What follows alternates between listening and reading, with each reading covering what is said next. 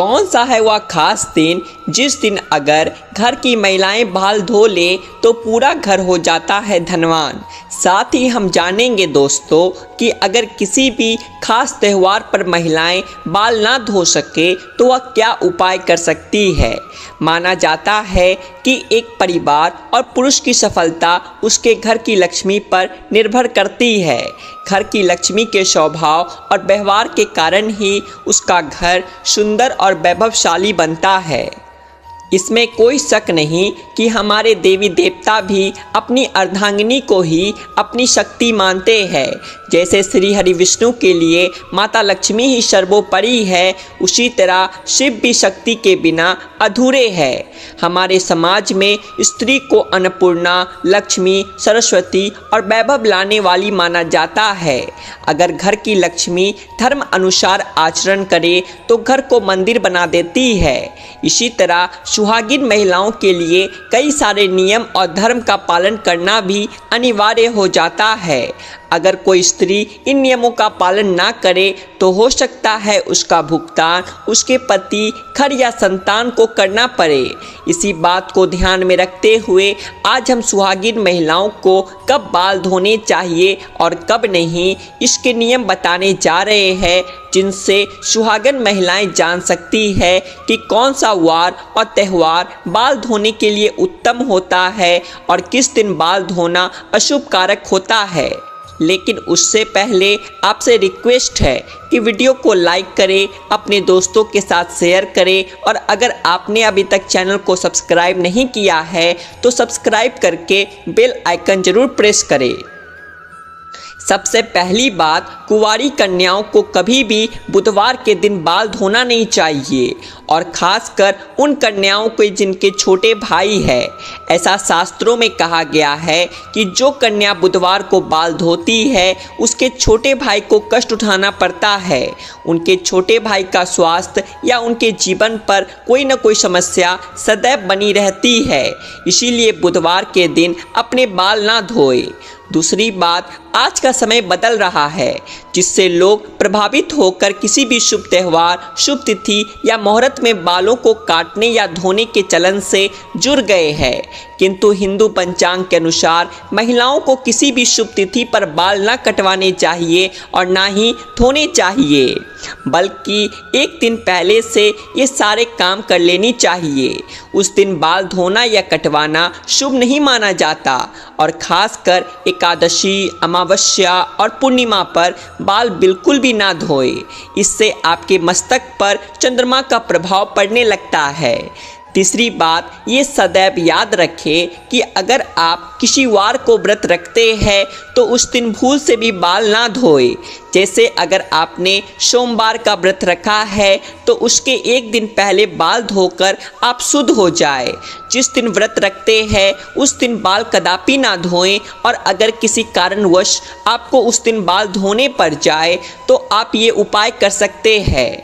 आप अपने बालों में कच्चा दूध लगाकर बाल धो सकते हैं।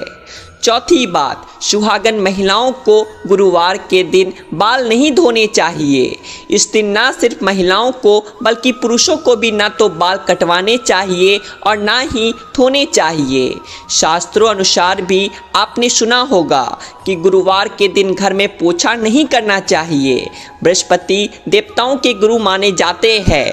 ऐसी मान्यता है कि गुरुवार के दिन बाल धोने व कटवाने से घर में आर्थिक समस्याएं उत्पन्न होने लगती है। आपकी ग्रह भी अपनी दशाएं बदलने लगते हैं। ये सभी बृहस्पति गुरु के कारण होता है।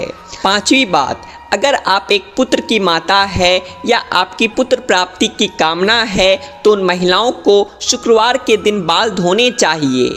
छठी बात, शनिवार के दिन शनि महाराज का दिन माना जाता है। इस दिन ना तो सर में तेल लगाए और ना ही अपने बालों को धोए। इससे शनि की कुदृष्टि आप पर बनी रहती है और अगर किसी कारणवश आपको शनिवार के दिन बाल धोने पड़ जाए तो आप थोड़ी सी हल्दी व बेसन को मिलाकर पहले बालों पर लगा ले, उसके बाद आप बाल धो सकते हैं। पर ध्यान रखें कि बहुत ज़्यादा आवश्यकता होने पर ही आप शनिवार को बाल धोएं अथवा इशवार को बाल कदापि ना धोएं। 7वीं बात, स्त्री हो या पुरुष, शुक्रवार का दिन बाल काटने के लिए अत्यंत शुभ माना जाता है। शुक्रवार के दिन बाल धोना भी शुभ माना जाता है। शुक्रवार का दिन माता लक्ष्मी का होता है, इसीलिए महिलाएं इस दिन अपने बालों को अवश्य स्वच्छ रखें। इससे माता लक्ष्मी की कृपा आप पर अवश्य बरसेगी। शास्त्रों में एक और मान्यता है, सुहागन स्त्री अपने मांग में सिंदूर भरकर किसी भी पूजा में शामिल हो सकती है, क्योंकि मांग का हिस्सा गंगा सिंदूर का माना जाता है, जो सुहागन स्त्री के सौभाग्य को दर्शाता है, जिससे स्वयं देवता भी नकार नहीं सकते। हालांकि पुरुष को सदैव नहाने व बाल धोने के बाद ही पूजा आदि में शामिल होना चाहिए, लेकिन सुहागिन महिलाएं बिना बाल धोए सिंदूर लगाकर भी पूजा यज्ञ में शामिल हो सकती है। लेकिन दोस्तों, बात जब सिंदूर की आती है तो सिंदूर से जुड़ी एक खास बात मालूम होना बहुत ज़रूरी है, वरना इसके गलत तरीके से किया गया उपयोग आपके पति की मृत्यु का कारण भी बन सकता है। दोस्तों, अगर आपको देखना है कि आपका पति आपसे प्रेम करता है या नहीं, तो ऐसे में आपको अपने पति के हाथों से सिंदूर लगवाना चाहिए और देखना चाहिए कि अगर आपकी नाक पर थोड़ा सा भी सिंदूर गिरता है तो वो आपसे बहुत प्रेम करता है। सुनने में फिल्मी लग रहा होगा, लेकिन ये बात बिल्कुल सच है। दरअसल शास्त्रों की माने तो कहा जाता है कि जब कभी पति द्वारा सिंदूर नाक पर गिरता है तो पति पत्नी के प्रेम को दर्शाता है और आने वाले समय में भी उनके रिश्ते और भी ज़्यादा गहरे होते चले जाते हैं। इसके अलावा जब आप खुद से सिंदूर लगाती है और अनजाने में अगर वो सिंदूर नाक पर गिरता है तो इसका मतलब है कि पति की तरफ से आपको कोई खुशखबरी मिलने वाली है। हिंदू धर्म में सिंदूर का बहुत खास महत्व है, लेकिन सिंदूर से जुड़ी यह जानकारी अगर आपको नहीं है और आप भी गलती करती है तो आप बहुत भारी संकट में पड़ सकती है। साथ ही इसका खामियाजा आपके पति को भुगतना पड़ सकता है। सिंदूर एक महिला के लिए उसके सुहाग की निशानी होती है। जब हम कभी किसी शादीशुदा औरत को देखते हैं तो उसके माथे पर सिंदूर जरूर लगा होता है।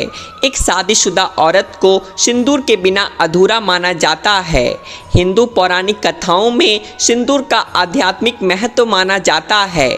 आपको बता दें, कई दफ़ा सिंदूर को माथे पर लगाने के चक्कर में कई बार महिलाएं जल्दबाजी या अनजाने में कई गलतियां कर बैठती है, जो हम आपको आगे बताने जा रहे हैं। पहली गलतियां, मान्यताओं के अनुसार जो स्त्री बीच मांग में सिंदूर लगाने की बजाय किनारे पर लगाती है तो उसका पति भी उससे किनारा कर लेता है। पति पत्नी में आपसी रिश्तों में मतभेद बना रहता है।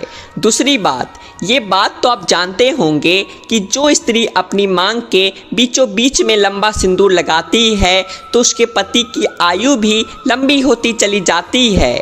माता पार्वती का आशीर्वाद ऐसे जोड़े को जरूर मिलता है।